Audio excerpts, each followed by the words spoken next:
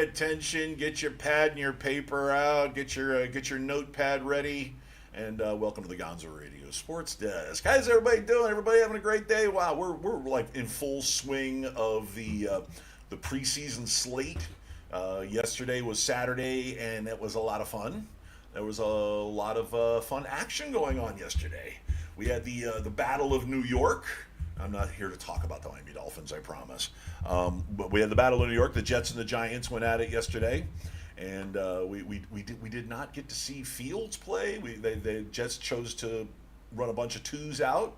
I guess they're satisfied with Mr. Fields. Or he's still getting reps. Yeah, and that deep, sultry, sexy man voice across from me, matriculating on your screen from north to south.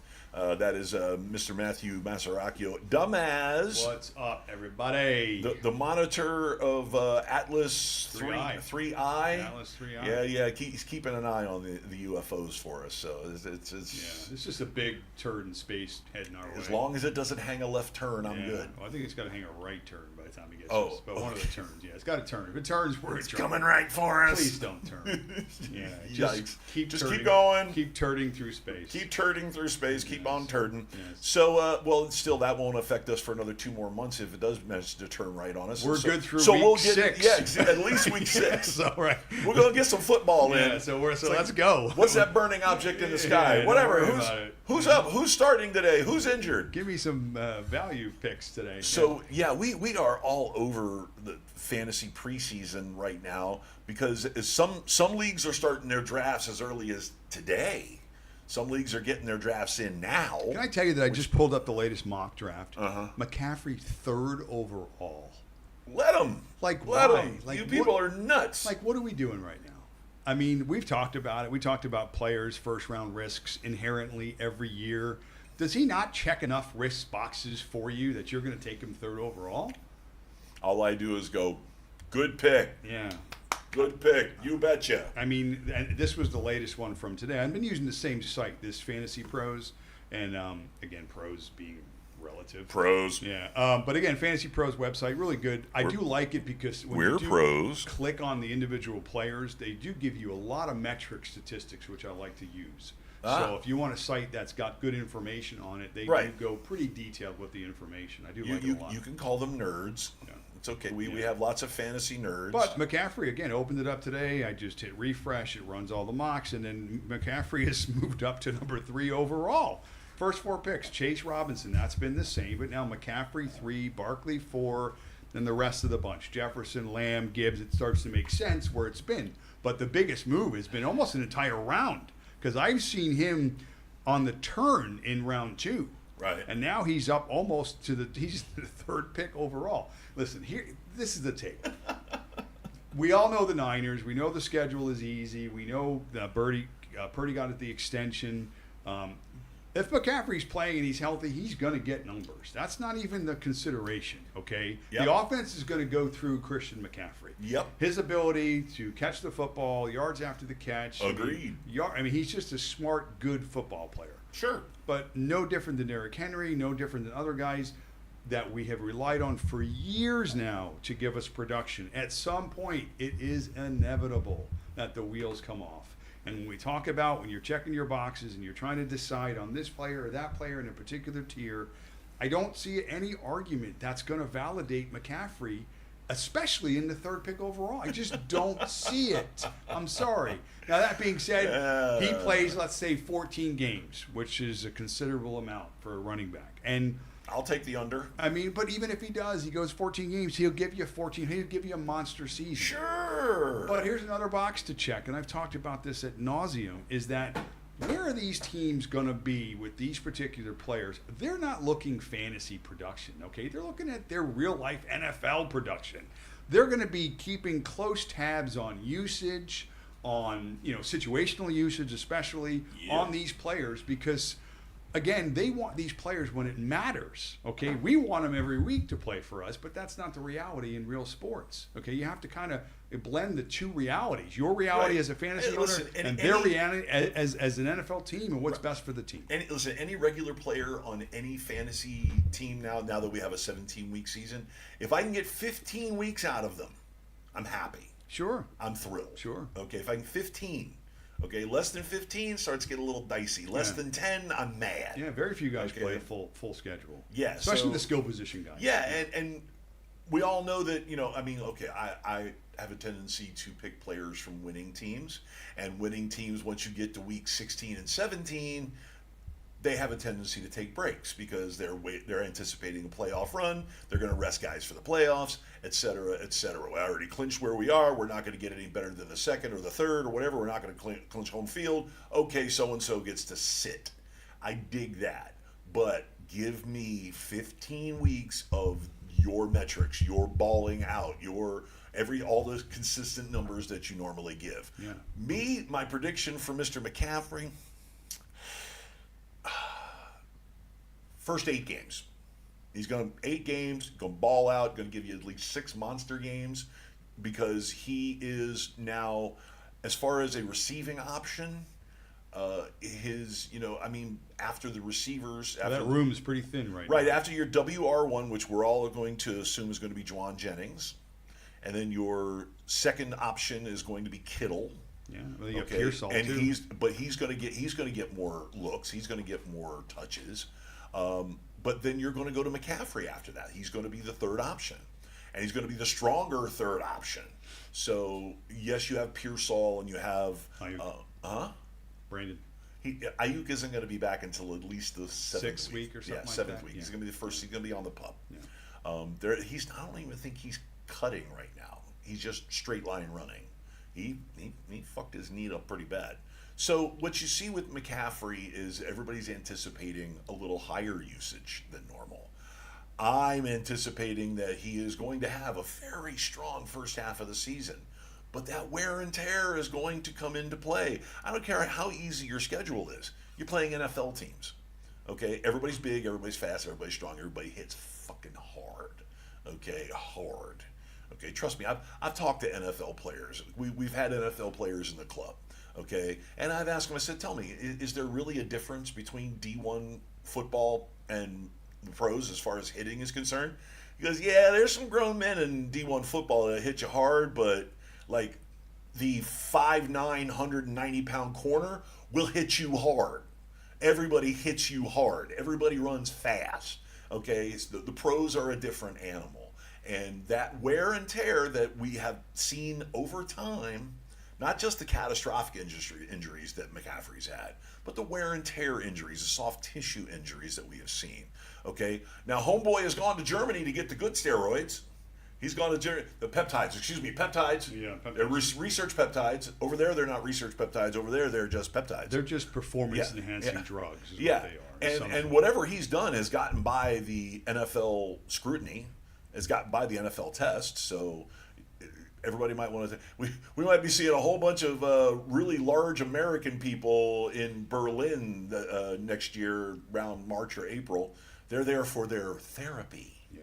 So well, back to the schedule you mentioned in terms of how these players are used and how it relates to us. Right. Most of our seasons, the regular season ends approximately week 13 of the NFL 13, season. 14, well, yeah. Because then 14 starts the first round, then right. 15. So we don't want to get into when it really doesn't matter for some of these teams. But by week 11, by week 12, by week 13, these teams know where they're going, who they are, and it's your job to kind of prognosticate where you think they're going to be and how these players are going to be used. And the older players, I can tell you that it makes perfect sense that these teams are going to be watching their usage. And if you're depending on getting first round value from a guy that's in the end stages of his career that has these histories and has these concerns, then what are you taking the risk for? Let somebody else take that risk. Just don't be that guy. And there's other players that fit that same criteria. I will give one piece of advice for you McCaffrey drafters. Draft his backup. Draft his backup. Don't wait until free agency. Draft his backup. Okay? Smart players, smart fantasy players know you go get your bell cow, but you get down there 13th, 14th round, go find their backup. Yeah, the handcuff is like we used to say. Well, the handcuff is actually somebody who comes in and actively takes away reps, especially goal line handcuffs. Okay, no, I'm talking about the backup. Okay, it's somebody that you're not going to rely on until there's a disaster. Okay, I've almost listen. I have been this close to arguing with both commissioners in both leagues that I play in about offering an extra roster spot. Why? Just for the backup running back, the backup quarterback, whatever you want. We went team QB, which is fine. The QB moves on. You can't go team running back. So get rid of the kickers and open up the shut roster up, spot. you. Makes sense. Always after the kickers. Gosh, those kickers. Yeah, and so we're going to do a kicker segment? Is that Wait, what hold we're on a second. Can I take a break from the show so I can finish my research on the kickers? Yeah, okay. Because I want to make sure it's just, what are we doing here? All right, so McCaffrey. Yeah, I mean, there's the other big guys. advice is get a backup, or have plenty of running backs, Yeah, or just don't take them. or just don't Just take let somebody them. No, go ahead and take them. Go ahead and take them. Take them. Oh, I forgot. This is the Take him at 9. Yeah, take them at 3. Take like him this at 9. draft did. Lee, if you're watching this, Lee with the Motley Crue League, Lee is at number 9. Take him at number 9. I'm sure he might be available by then. I mean, because we know Matt's not going to take him at number 8. No, Matt's not taking him at number 8. Yeah, we know who Matt's taking at number 8. Yeah, I already spelled out my theory. Yeah, well, I have no problem putting it out there because I know the players that I'm going to be able to get. Yeah. Because I've got players in my tiers in certain areas that I feel That's like they're what going to be mock available. drafts are for. Yeah, I've only done a few hundred so far. So Only a few hundred. yeah, yeah. So I mean, that's guys like that, first round guys, even second round guys. You just want to, you need those guys to perform because if you don't, you're chasing what those guys were supposed to give you the entire season. Well, let me ask you something off the cuff thing. Let's start rattling off players that are overrated at their ADP right now. Okay. Who else is overrated at their ADP right now? Well, I mean, again, risk factors I talked about. Derrick Henry's also a first-round selection, and like we said last week, I know we're still stuck on his uphill running videos and all that great stuff. And okay, but Father Time, the abuse, the amount of carries that man has had. I'm sorry. I know he's a big part of their plans, and he is a big part of their offense. But in the first round, with that risk, again, another guy that when Baltimore's going to be in the mix. So towards the end of the season, they're going to be looking at workloads for some of these guys because they're going to be looking long term. So why would you put yourself in that position with a guy like Derrick Henry? Same thing, first round pick. Well, and he's got a very capable backup. And was it Kavion Mitchell? Is that what his name is? So, his last name is Mitchell. But again, we try and project what we think these players are going to be and what they're going to do, right? Or at least based upon how we feel they can perform. But remember, these teams, they don't play fantasy football. They play real football. Yeah. So, in a vacuum, yeah, Derrick Henry could have another great season. He could Monster. run. The guy is unbelievable. His metrics last year really didn't take that much of a hit. Like, yards after contact and, vision metrics, all these different things. He's still an elite player. But his body may not support that elite ability that he tries to project on the field. We know he missed a couple of. He went out in a couple of games and didn't come back because the games were socked away and he got nicked. We know he didn't play week 17 because they had already set their playoff placement. So we knew he had an extra week of rest there at the end. So he was all right. So. Just create a scenario. You're in week 14, first week of your playoffs. Right. Ravens are sitting at 11-2. Okay, whatever their record may be. Right. First place, whatever, and he's questionable. You think he's getting no worse than a full workload that game? Yeah. Probably not. Yeah. Okay, and that's when you're going to need a guy like that. So wouldn't you rather have Jamar Gibbs week 14? Or would you rather have Derrick Henry week 14? These are guys that are being taken in comparable spots. Would you rather have a Jonathan Taylor? Again, now he's got maybe a little bit of an injury history, but these are players that their roles are defined primarily from week 1 through the end of the season. Like, you really can't paint a picture where, they're going to be pulling a young guy off the field in any situation, regardless of what the team is in week 12, week 13, week 14.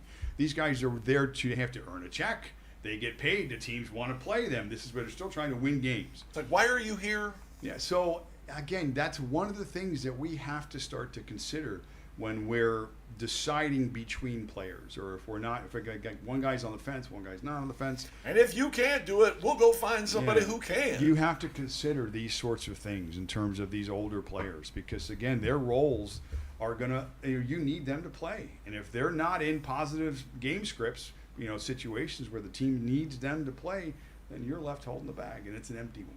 So that's not good. It's a crazy bag. Yeah, you're chasing it. It's a crazy bag. Okay, well, speaking of guys in the first round that other people have questions about, I still have people questioning Malik Neighbors with the Giants. Okay. People are questioning his value coming in anywhere between 9 and 12. Typical. He's the back end of the first round. Yeah. Right. And people are questioning that, along with the little questionable tag and his lack of playing time in the preseason. And I try to remember. I try to remind people he's an LSU receiver.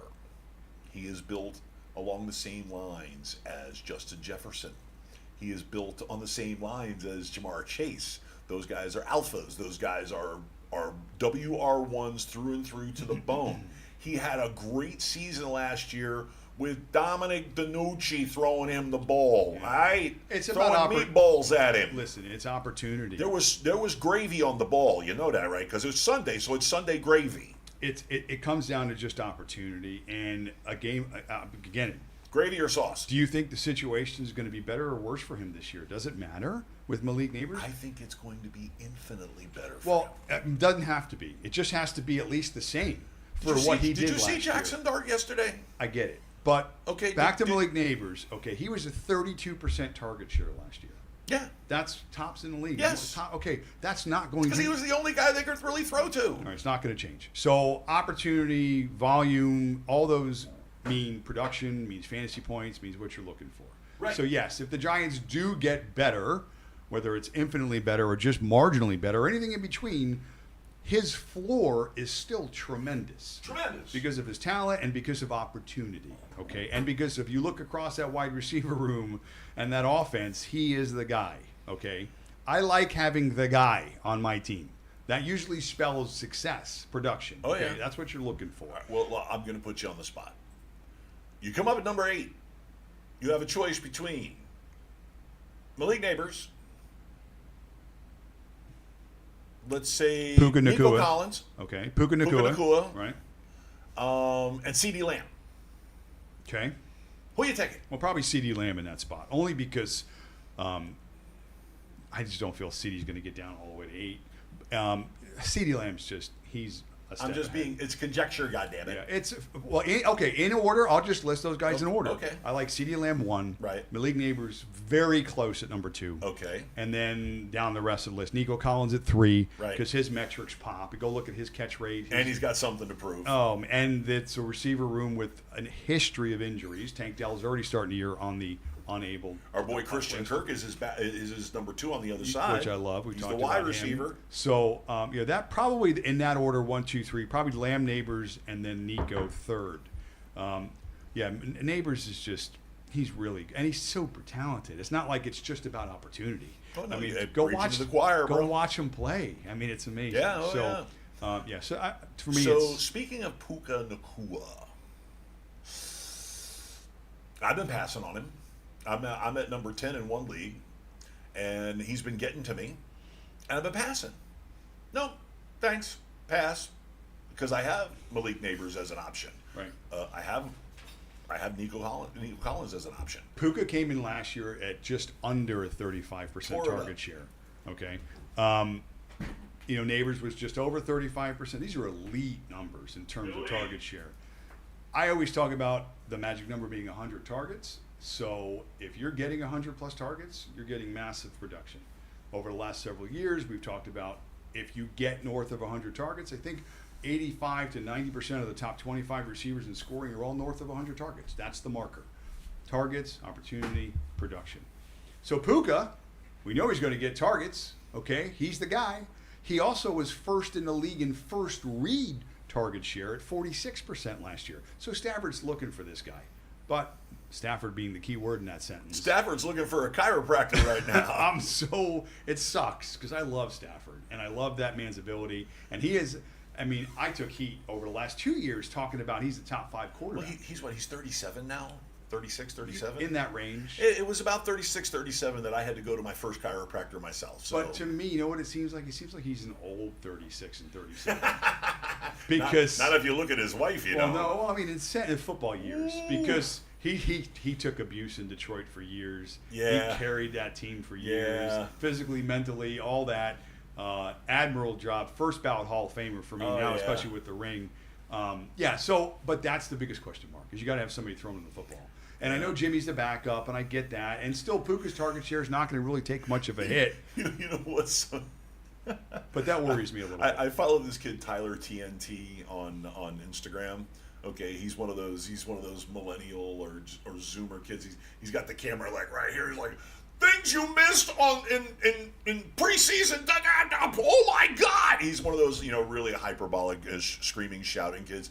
And every time that he does a highlight by Jimmy Garoppolo out here throwing hospital balls, I'm like, oh my God, hospital balls. That's funny. Yeah, so there's going to be a precipitous drop-off if there is no Matthew Stafford. Okay, because I don't think that Jimmy is going to have the same bias to include Puka. I believe that you're going to get Devontae Adams stealing some target share.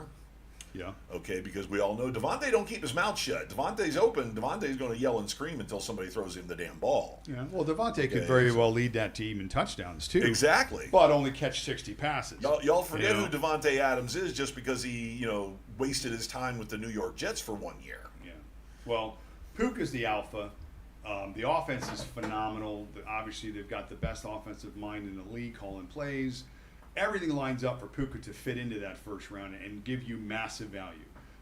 But you've got a few things to consider. You got the Stafford injuries. You got even Puka's not a healthy player. Nope. He runs through some problems too. He's been taking the beating. Yeah, so he's not a big guy. And again, when we talk about team philosophy, these are the teams. This is their gold, and they want to protect their gold. So where's it going to be when it matters down the stretch? The Rams could go either way. If Stafford struggles and he's not healthy and misses a few games, and they're not winning games, how important is that going to be for Puka come playoff time? Because Kyron Williams cannot carry the ball 45 times a game. Yeah, you got to consider situations and where these teams are going to be when you need their players the most. That's what it comes down to. Yeah. I mean, and we're not just talking about new player faces in new places. Okay, we're also talking about new coaches in new positions. I mean, you look at the Detroit Lions; they've got a new offensive and defensive coordinator. Yeah. They not only have they got a new offensive and a defensive coordinator, but they lost a linebacker coach. They lost a kicking coach. Sorry about the kicker thing, but they lost a lot of important pieces to their coaching staff.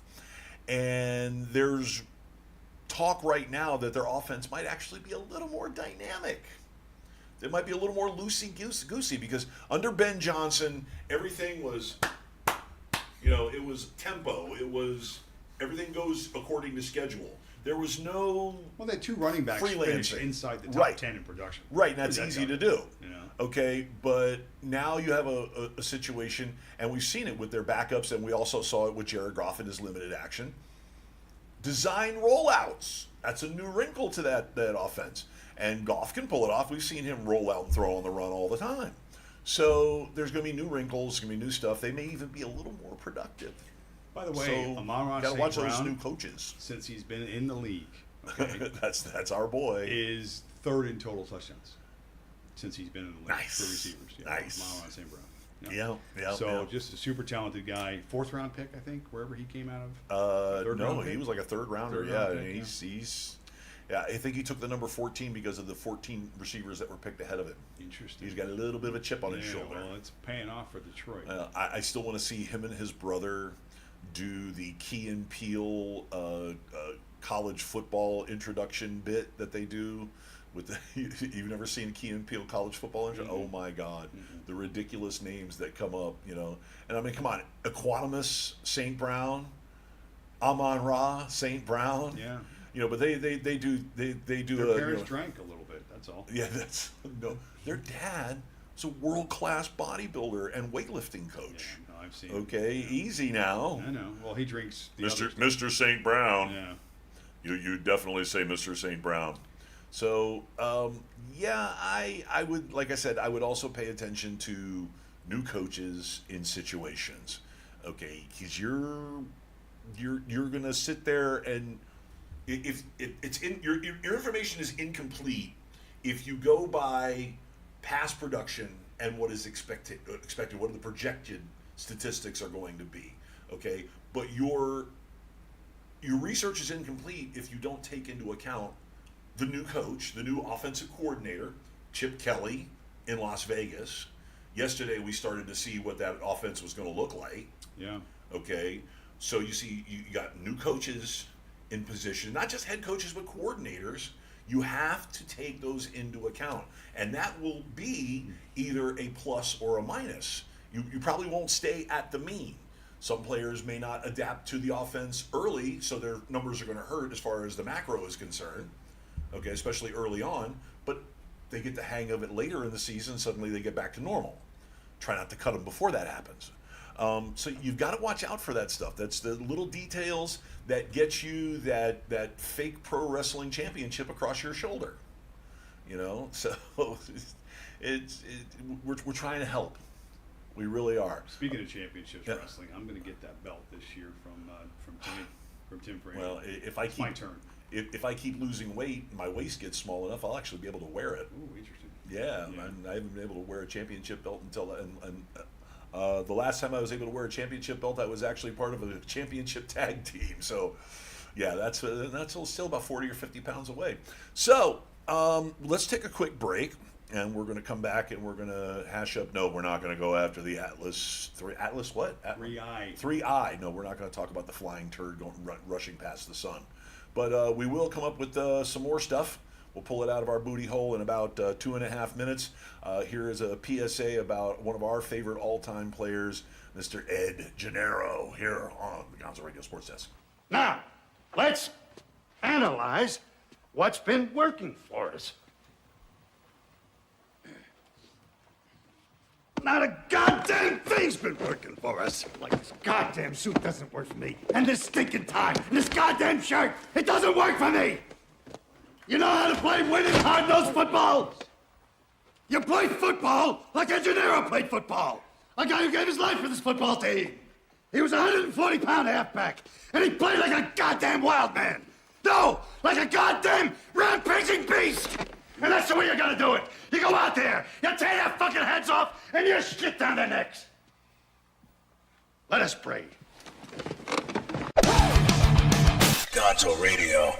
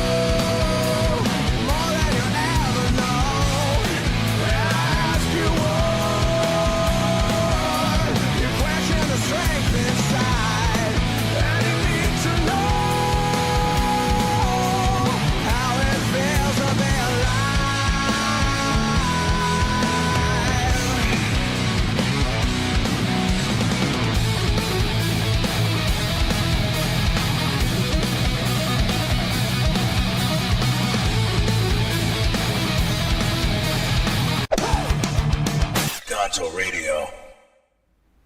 Yes, fantastic argument, but unfortunately, your mama. Welcome back to the Gonzo Radio Sports Desk. That's okay. I crack myself up. I'll laugh at this shit. That's all right. We were chewing on what it is we were going to actually bring you here, in the second segment here for take it home to the noontime hours so that you guys can go back to mocking drafts. And one thing that we noticed is the fluidity of this preseason and the injuries in this preseason. Prolific injuries in this preseason. And we wanted you all to, a lot of people, I love when I hear people say, oh, it's just a preseason, it doesn't matter. I'm like, yeah, and that's why you keep finishing out of the playoffs year in and year out. You keep ponying up your dough, you keep showing up to the drafts, you keep making your declarations of championship, okay? But every once in a while during that draft, we see you draft a guy that, oh no, he's been injured, he's not going to be back until week 6. Huh? I didn't hear about that. Yeah, how many preseason games did you watch? How many news during the preseason? How much news did you watch during the preseason? Oh, it's just a preseason. Okay. See you next year. Yeah, for me, Bring your preseason money. is not so much about player performance and statistics, but it's about opportunities that change. It's about storylines that Players that develop. Yeah, and storylines that change as the preseason goes on. Even the teams get it wrong sometimes, and they have to adjust on the fly. So you have to be able to make those adjustments too. Look how many teams have open quarterback competitions going on right now. Okay, besides the Browns, the Browns always have an open quarterback competition. Even when they had a healthy Deshaun Watson, you still had an open quarterback competition. Okay, but look at the number of teams. You got the New York Giants. They got like 4 guys in there. We all know Dominic DiNucci isn't going to compete for the starting job, but I anticipate that Jackson Dart is going to be under center first snap of the season. He just looked yesterday. He looked like the starter. Okay, he looked like the starter. He really did. Now let me just transverse real quickly something about one of my favorite preseason quarterbacks of all time. This guy is the best preseason quarterback ever. Jarrett Stidham. This kid, if you were to give away trophies in the preseason every year, Jarrett Stidham preseason MVP is the guy that you look at his numbers. You're like 18 to 24 for 260 yards and 2 touchdowns. Every preseason game is like that for Jarrett Stidham. You know who he's going to end up being? Rich Gannon. He's going to end up He being may Rich get Gannon. his shot. Yeah, he may get his shot at some point. Eventually, to he'll play be in a big game. year Yeah. 13. Yeah. All of a sudden, nobody's around, and he's going to get to start, and they're going to be like, "We're going to the Super Bowl." Yeah, So, Jarrett Stidham. I just want to throw it in there. So yeah, I get it. Preseason performance to a degree, he did look good, like you're saying yesterday. Jackson Dart has impressed. right, but all this stuff is important. No, it's a part of the story. It tells a story for him. Exactly. And his overall value certainly has increased. His trajectory is upwards.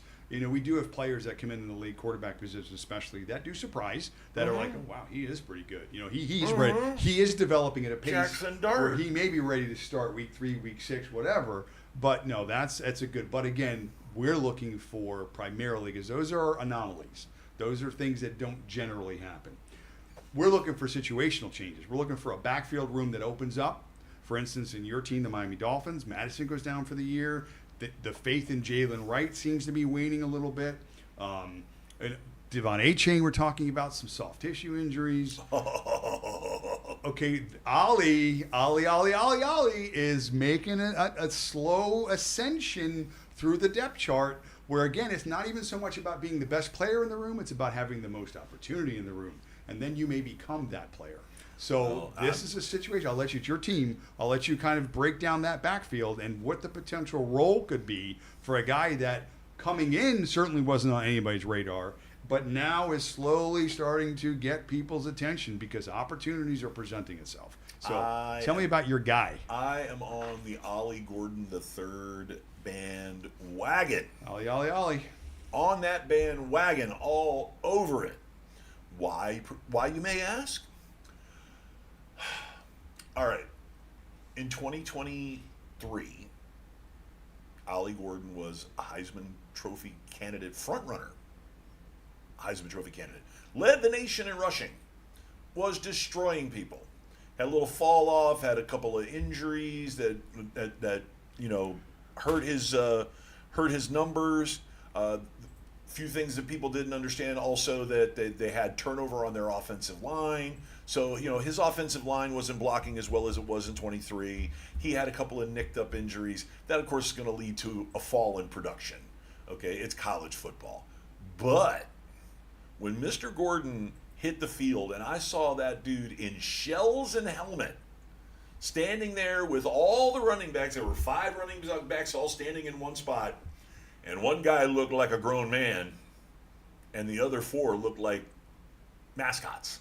I'm sorry, with deference to Devin A. Chan and Jalen Wright, and even to Madison. Okay, Madison didn't measure up to his size. Madison looked like a grown man too, but Ollie is large, and Ollie runs angry. He runs hard. He is a one-cut, give me the ball, one-cut, go. Hit that hole. Oh, your linebacker's in the hole? He's going to pay. Okay, and he wins. You talk about 50-50 matchups. He'll knock your linebacker on his ass. Okay, we've already seen it a couple of times in the preseason. Yeah. So you can go ahead, any sort of injury, any sort of fall off in production, any sort of lost luster for Jalen Wright, you're going to see Ollie Madison. Ollie Madison could end up Wally Pippen this thing. Ollie Gordon. Ollie Gordon, excuse Yeah. me. I keep Madison and Gordon, and okay. Ollie Madison Okay. is an old player. But anyway, Yeah. Ollie Gordon could end up Wally Pippen this thing. He could end up taking over as the starting running back and never giving it up for the next 6-7 years. Well, in terms of fantasy-wise and where he's being taken, he's not. Like, I'm oh looking, yeah, nobody cares, and that's great. Like, I'm looking at the back end of your draft, and in this expert, and I'm looking for his name, and I just don't see him. Yeah. So, Yeah. now that may change in the next week or two as things start to continue to shake out. And that's my advice to anybody who makes the logical choice of Devin A. Chan in the second round or the beginning of the third round, because he's sliding because of this injury news. He's sliding because we've all gotten wind of the fact that Chris Greer and Mike McDaniel, they like to be, I'm going to say, cagey with the injury information. They do. They just do. They supply just enough information. They use a lot of conjecture. Up against the line is exactly. what they do. They don't cross it. They tell you, yes, he's injured. They don't give you any idea when he's going to be back. Yeah. Okay, so that could mean that Achan is fine, and they're just waiting to use him till the beginning of the season, or that he is more seriously injured than we think. Getting ready to go into the knife. Or needs another month. Yeah, you never know. But we're going to find out in the next couple of weeks. But Ollie is a kind of and guy. Ollie Gordon is going to be a guy that's going to get touches. Well, he's a back end of your draft guy, last pick on the if board. you draft still Devin A. available. Chan, Yeah, you not better even if you draft don't. Ollie Gordon. Even if you don't. I mean, he's a guy. I mean, we're always looking last couple rounds, and you're taking kickers and defenses, and Ollie would be a guy to put on the bench. So consider that in some There of you your go. leagues. There's other guys like that Oh too. yeah, well we were talking about Kavion Mitchell. Yeah. You know, if I'm gonna draft Derrick Henry, I'm gonna go get Mitchell. I'm gonna go get him in the 14th round. I'm gonna get at the end of the draft. Okay, I'm gonna go get him. I'm gonna go get that Yeah, guy. it's important The to same do. way if you draft McCaffrey, you better. Who's going to be the guy that's going to be on the back end of McCaffrey? So who's his immediate backup? I don't I even don't know know. They've who's gotten still rid there. of like 3 guys, and I think they kept the guy from last year. Yeah. I can't remember right now. Not Mitchell. Okay, but you better go and get the backup for some of these guys who have an injury history, okay, or are high usage guys, because there's going to be opportunities. And especially if you're plugging them into an offense that you know they're going to get the usage, they're going to get the opportunity to produce, they're going to produce, you need to go and get that insurance. Yeah. Isaac Garendo. He's their backup. In Baltimore? Oh no, I'm on McCaffrey. You said McCaffrey. Oh, in the Yeah, yeah. The kid that was with Arizona last Isaac year? Garendo and Patrick Taylor. That's weird. Yeah, that's who they have. And then they list further down the line. They have Jordan James, Corey Kiner. They do have Jeff Wilson still listed, and Keshawn Vaughn, who's been. Well, they everywhere. brought Jeff Wilson back because Jeff Wilson doesn't have a job right So now. basically, it's Isaac Garendo. That's crazy. Yeah, so he's the That's backup. crazy. No, when he got spot opportunities, he was In productive. Arizona, yeah. he was productive, but that's their backup. Well, it's also one of those Shanahan offenses where you can plug whatever running back in. Yeah, you can do And it. there's a high floor for a running back in that offense. That's Yeah. for sure. Yeah. Why? Because it's a one cut plant your foot, get upfield type of a running drive blocking The scheme. old Denver style when they used to run it with Terrell Davis and stuff like that. Which is the reason why Ollie Gordon III, when he gets an opportunity to play for the Dolphins, similar drive blocking style. Period. Similar drive blocking style. Speaking of the Miami Dolphins offensive line, which, of course, they aspire to mediocrity, okay? Because they finished, 28th overall rated last year or 30th overall rated? So, to finish 15th, that mediocrity, that's a significant improvement for that unit. Yeah. And I think one of the reasons why is Patrick Paul, their young left tackle going into year 2. And so far, our young man has been balling out. And you've seen him. He's a tree. He's 6'7". He's 330 pounds. And one particularly devastating run in the first preseason game saw big old number 52 pulling. Okay, how would you like to be On the other side of that? A No. 6 foot tall, 205 pound corner trying to set the edge, and you see that coming at you as fast as he can run? Okay, coming at you. It's like trying to stand in front of a semi. Okay, and it was devastating. Now, the guy that he was pulling to block, veteran move. Made a business decision, laid down, and he tripped over him. That was it. That was that neutralized him. You want to scare him to death? That's fine. You took that guy out. But the run scheme is going to fit, once again, back to Ollie Gordon. It's going to fit the man. Same way with the Shanahan system, it's going to fit anybody. Anybody's going to fit. But especially if you get a running back who's got that one-cut style, it's on like Donkey Kong. Period. Full stop, mic drop. So I like it. Keep an eye out for those guys I like it. that are getting a chance. Keep an eye out for those guys who are going to be next up. Keep an eye out for those guys because preseason is important. Okay? So I agree. Okay, let's shift a little bit towards maybe one more good topic, and then we could probably wrap. When we are drafting, and we've talked about tiers and stuff like that, I think it's important when you're looking at roster composition to identify where these players are going to rank. And a simple term we use is WR1, WR2, RB1, RB2. not just suck. Yeah, that just simply means You that suck. You don't suck. if you're an RB1 and you're in a 12-team league, then essentially you come into the top 12 in scoring. RB2 further down the list. Good for you. Okay, now, however the draft falls, and I don't want to say you go into it like we talked about. Oh, I'm 0 RB. Oh, I'm not taking a quarterback till late. Again, don't put yourself in a box. Just let things happen. Go in with a plan. Have a plan. Have your players in positions and where you want to take them. Identify, like we just did, certain players on back ends of the draft that you feel confident that may return greater value, stuff like that. That's a plan. But in terms of going in saying, I'm going to get that guy, I have to get that guy, that doesn't work like that. And if you do that, it's not going to work. Nope. But you can have confidence in your players if you have them in the tiers, and you even go a step further and let's say you use those terms WR1, WR2. Right. I'm going to give you a guy like George Pickens. Okay, I know he's going to be taken as probably in the top 5 to 6 rounds. He's probably a 5th round selection. That's But what he is here. technically he's a WR2. He could, with upside for more. I would call him 1A. Okay, so if you're in round 5 and you have your 2 wide receivers and you're confident in where you've taken them, George Pickens is a perfect example of a guy that would be being selected as a wide receiver 3, but can return wide receiver 2 value. High wide receiver. Yeah, it's Potential. And you talk about the designations, okay, of 1, 2, 3, okay, as levels. Okay, but it reverts to the tiers. Not all running back ones are the same tier. Or in tier 1. No, I get that. Are in tier 1. Yeah, there may be separate, very small separation between the players. Let's say on the back end of tier 1 and the front end of tier 2. Yes. That's why you don't get so caught up in that. And then Very little overlap. What you can do at that point is then you can relate to maybe the ADP a little bit more because Right. you've already got your tiers. And let's say you've ranked a guy in tier 2 and he's being taken round 5, pick 6 overall. John Connor. But you've got a guy at the back end of your first tier, let's say, that's being taken in round 3.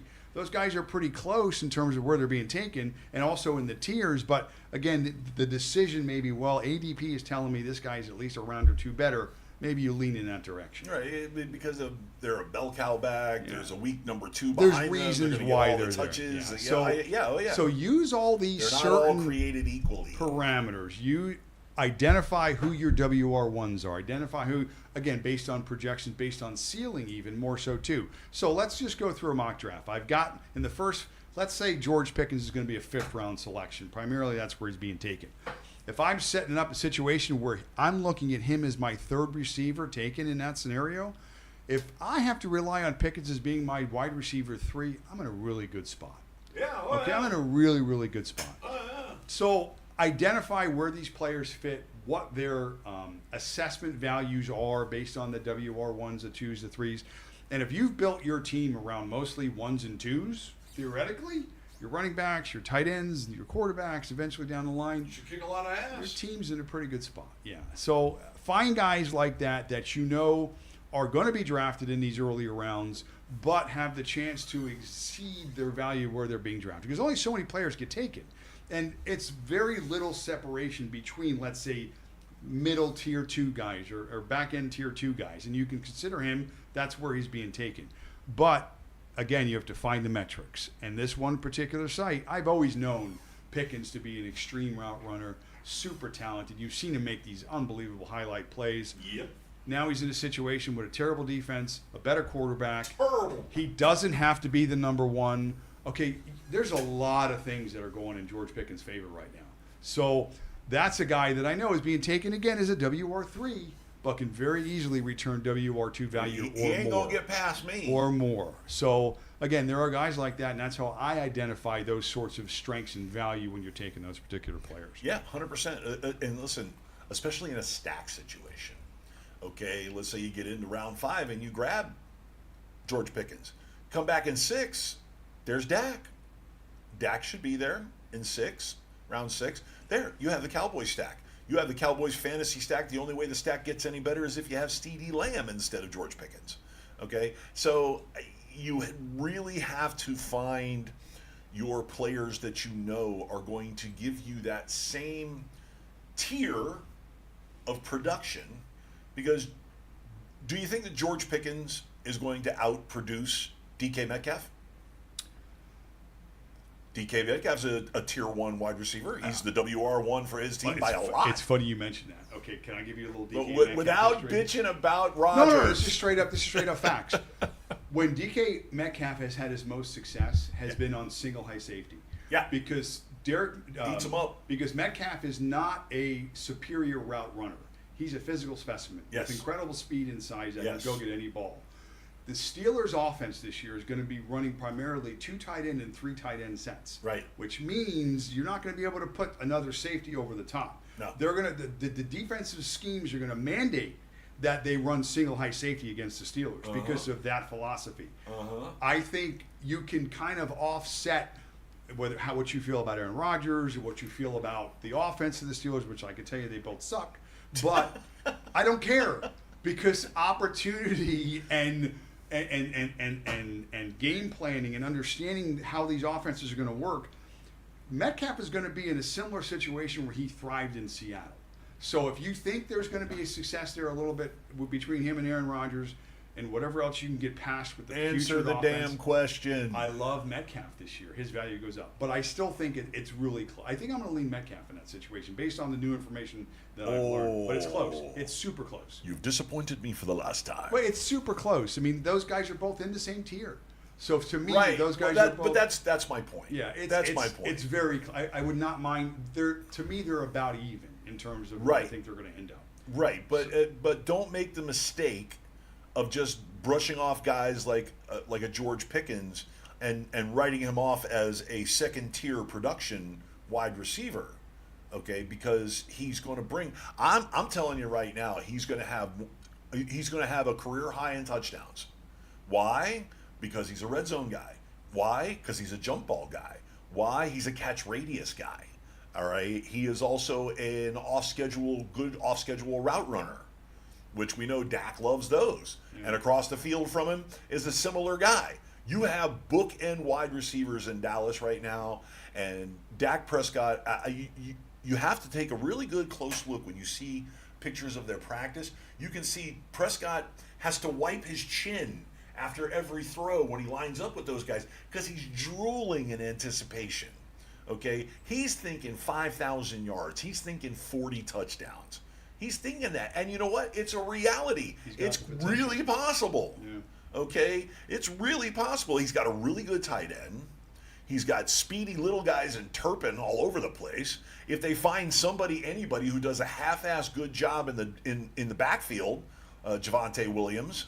Okay, they find anybody that can run the ball half-ass. Metcalf is being taken 21 overall, receiver-wise. Pickens was 30. So you get about nine. That's a tier. That's a tier. It's a half a tier. Yeah, okay. It's a half a tier. Again, that's a pretty Don't sizable. make that mistake. That's a sizable you know gap. What? You go ahead and make that mistake in my draft. See how that works out. Here are some of the players that are being taken right around Metcalf at 21. Right. Okay, now tell me, I'll go three in each direction. Would you rather have Marvin Harrison Jr. or would you rather have Metcalf? Marvin Harrison. Okay. Upside. Terry McLaurin is just being taken right ahead of him. Terry McLaurin. And then DJ Moore in Chicago. Metcalf. I'm taking Metcalf. I agree. This is just after Metcalf. Cortland Sutton, red zone monster. Offense improving. It's close, right? Sutton. It's close. I like that Denver offense, The man. rookie from Carolina, McMillan, is only taking 2 picks. Just by virtue of the fact he's an unknown. McMillan's being taken 5 picks ahead of Pickens. I understand. Who are you taking? But I'm still taking Metcalf. Metcalf because he's a proven commodity. Okay. And again, based on what I said about offensive Who knows what's going to happen with the kid? But, the kid could have a great season, and I believe in him. Zay Flowers. All these guys are in that middle second tier. Yeah. Metcalf. Yeah. Because he is the focus of that offense, of the air game. He is the focus. Yeah, now I know we're going to run the ball. I've talked about the philosophy of the Steelers, but I just think based upon hopefully Arthur Smith is using that knowledge that if I have it, they have it. Yeah. Single high safety, get that defense in a spot where Metcalf can take advantage. And who was the same big body wide receiver that Arthur Smith coached for 4 years in Tennessee? Okay, who now has one Super Bowl ring with the Philadelphia Eagles. Okay, you look at A.J. Brown. By the way, both of them from the same college team. Okay, Metcalf and Brown, bookends, twins. Big guys, go get it guys, physical guys. So expect some A.J. Brown production out of DK Metcalf, no doubt. But I still say that Pickens is going to have more touchdowns. I just do. He's going to have more opportunities for touchdowns. He's going to have more touchdowns. Well, the offense is going to be prolific compared to what the Steelers' offense they have is going to be. Yeah, they have to. They have to. Yeah, no, that's fair in that sense. Especially if they keep dragging their feet and they don't sign Micah. I mean, come on, Micah Parsons is easily the most disruptive presence in the NFL. Easily. Yeah. Okay, easily. They would, especially when he had, what's his face as the defensive coordinator. God, I can't remember his freaking name right now. He's the head coach of the Commanders, and I'm blanking. But anyway, he is the most disruptive force. Yes, I know. What, you want to talk about kickers? What? Frank texted me. Frank? Where's Charlie Brown? Sorry. Well, we'll get to kickers in a minute, Frank. I had Charlie lined up earlier. He was right here.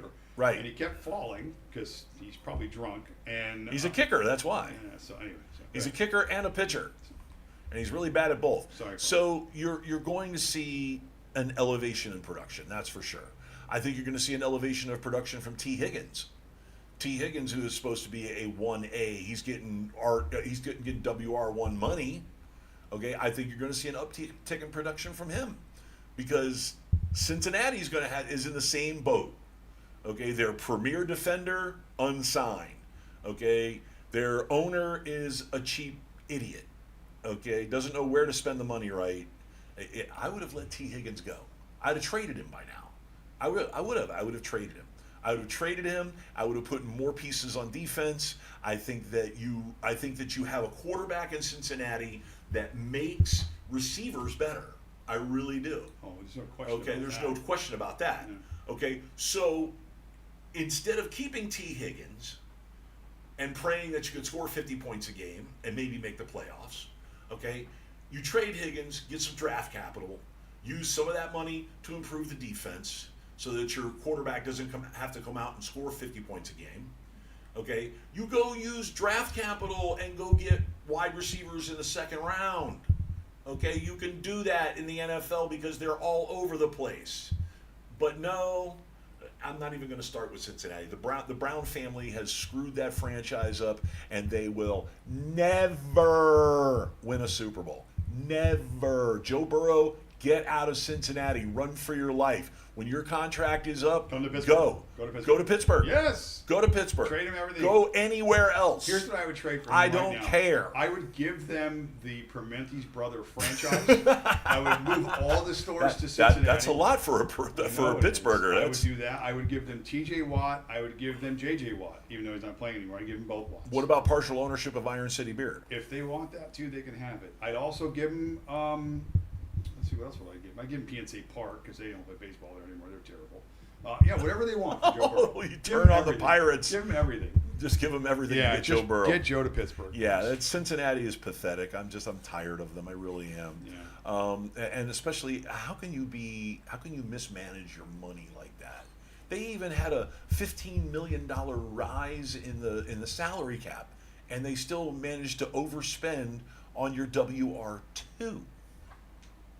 Morons. So they're going to get what if it's 9-8 because of Joe Burrow, 10-7 because of Joe Burrow, and because of the big three that they've got or the big four that they've got, fine. But that's not a formula for success. And these players need balance in their systems for them to be successful. Okay, there's no offensive wonders strictly on offense make it to the playoffs. None of them. I don't care. There has to be a strength on defense. Yeah, a presence. A presence on defense, even if it's just a strong pass rush. Okay, case in point, the Miami Dolphins. On paper, they're supposed to have a very strong pass rush.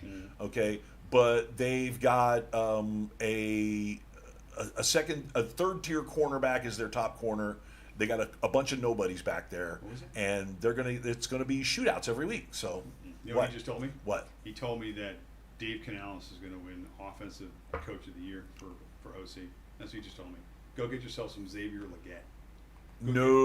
Not Xavier Legette. The McMillan kid. That's the well, rookie. everybody's talking The rookie about is the one. McMillan, according to this, has been taken in the fourth round. Chuba Hubbard. Okay. And McMillan. Go get yourself some Xavier Legette. You go ahead. They Go got ahead and do talent that. on that team. You go ahead and do that. You know, we talked about this last week about Carolina's offense. And again, growing pains last year, rookie quarterback struggled early. Not a lot of talent either. Okay, you got to have talent to make plays. They didn't have a lot of it. They went and got a couple of more offensive linemen. Their philosophy is going to be throwing the football this year. Okay, they were, I told you, 13th in terms of neutral pass rate. Another lovely metric. Bryce Young can grip it and rip it. And, that offense under Dave Canales, I think that is going to be impressive this year. It's certainly on the radar. Put it that way. I tell a lot of people, buy into offenses. Yeah. Buy into an offensive scheme. And if you do not have the best players in that offensive scheme, then look for role players in that offensive scheme. Do you know what I'm going to refer this to in terms of comparisons? You remember a couple years ago when CJ was a rookie, Stroud, and all of a sudden the receivers like tanked out was amazing, and Nico Collins was, we know who he is now, but why? Because CJ Stroud took the leap. And he played phenomenal. Throws the deep ball, ran the offense. He took the leap right out of college. Yeah, remember, he was tremendous. Rookie of the Year for crying out loud. Now, a guy like Young, not every quarterback comes out, balls on fire. He was horrible, but he had a horrible staff, though. Yeah, but it's starting to click, and it's getting dangerous, and the pieces are in place. Well, listen, this is something that I said 3 years ago when Mike McDaniel took over the Dolphins. I said, you're going to see a trend towards these cerebral coaches, these millennial coaches that relate to your Zoomer players. Okay, now we're getting to the point. Once again, the NFL youth is always served in the NFL. The NFL is a league of young players. Why? Because your shelf life isn't very long when you're getting the crap beat out of you all the time. All right? Let's just face facts. So you have to start hiring coaches that relate to these kids. You just do. You just really, really do. And guys like Cohen and Canales and McDaniel and Gannon out in Arizona.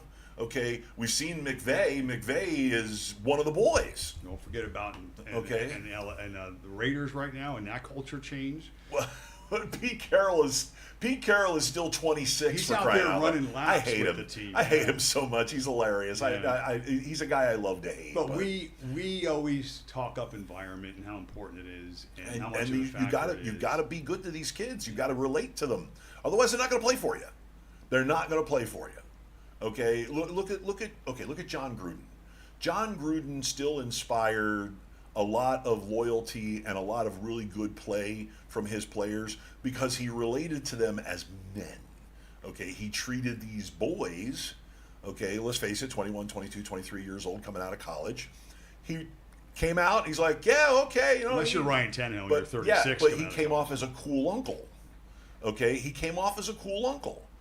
All right, I mean, listen, you look at some of the guys that played for him, and they're still wildly loyal to him because when they came out of college and he picked them out of college or they picked them up or whatever, and he was a great leader. He gets everybody included. He relates to players. Okay, now you get these younger coaches that are relating to players, and the players are responding. And you cannot discount that in any way, shape, or form anymore. I mean, I would say probably the biggest case in point is Dan Campbell. Dan Campbell comes out there and he's biting your kneecaps right. off. Yeah, that's but you know what? mentality. He's everybody's cool uncle. He's everybody's cool uncle that they go to the gym with and they go have beers with afterwards. And who knows? Maybe even smoke a joint out behind the dumpster. Who knows? But he's the cool uncle. And he's always got the right thing to say. He's always got the wisdom. He's always got the toughness. And he treats you like an adult. Even though you have come through a system in college where you still got to be a kid a little bit, and now you've come into now everybody's blowing smoke up your ass, and everybody's ball washing you left and right about how great you are, and he just says, "Come on in, sit down, let's go, let's get to work." All right, yeah, no, we'll talk afterwards, and then you go out and you have beers, and wow, coach is cool. Okay, you have to relate to these kids. I mean, that's Andy Reid. Andy Reid's everybody's cool uncle. He's been everybody's cool uncle since 1995. All right, and that's just been his style. And now, look at his success. He's Mount Rushmore now. He's on Mount Rushmore. He's one of the greats. So, you got to get those young coaches that can relate to them kids. Kickers. What are we doing? I don't know, Charlie. I can't help you. I'm going to pull the ball away. Yeah. I really would. No, I'll hold it this time, really, the whole time. All right, let's go ahead and wrap this thing up. We have hit the noon mark, and we got stuff to do. Yeah. Anybody want to buy a house? Hey, we got a house for sale. We got a house for sale. Yeah, we do. Actually, out. Oh my God! Can I tell you something? The location of this house that we have on the market. Okay, first of all, it's a nice house. It's a loft. It's a townhouse. It's in great condition. But the location just gets me. It's right there in West Boca by everything. Everything. I mean, it's literally walkable. If you really wanted it, it's less than a mile walk. And there's a great strip mall with 4 great restaurants and 3 or 4 great stores. I love Lazy Dog in there. We go Yeah, exactly. Lazy Dog Brewery right there. A Chick-fil-A right there. Yeah. And it is an amazing area. If you want to get in your car and go drive because it's 1,000,000 degrees outside and you take a quick drive, and I'm talking about quick, I'm talking about like a minute down the street, you have movie theaters and more great restaurants and a Whole Foods market and Dick's Sporting Goods and just everything. Was it Super Walmart is right down the street there, or and on the other side there's a pub. I mean, it's an amazing area. It really, really is, and I say I hope that it goes fast, but it's going to go fast. It really is. The real estate market is making a comeback. It's going to make a comeback. Well, once you see the prime interest rate maybe get cut by a half a point, banks are going to go nuts Banks have been like big dogs on the end of a chain right now, and they're just like, they want to give you money. They want to lend you money. Of course they do. Okay, they're even going so far as to offer introductory offers under 7%. It's very select few. You have to have really good credit and all of that noise, but it's not like banks and lenders don't want to lend you money, but there's that interest rate that's there. Yeah. So we're going to see that go down. We're going to see the market go up, and I'm going to end up expanding this channel, the Gonzo Radio Network, to include the real estate adventures, and to include the Gonzo Radio Show, the entertainment product, and things are looking up. Things are moving forward. Anything to add? No, me and Charlie are ready to wrap it up. Draft a kicker. Get a kicker if you can. Okay. Ask kickers. So on behalf of myself, Lucy Van Pelt, and the rest of the gang here, you are so mean. Que peligrosa, coño. I'm Big Daddy, and we will see you next week. Yes, next week. There's nothing going on next week. There's everything going on next week. We got a draft next week. One day at a time. We got a draft next week. Yes, we do. 2 drafts next week. Oh my God, is it at noon? If it's at noon, then we're gonna have to come back here at 10 o'clock.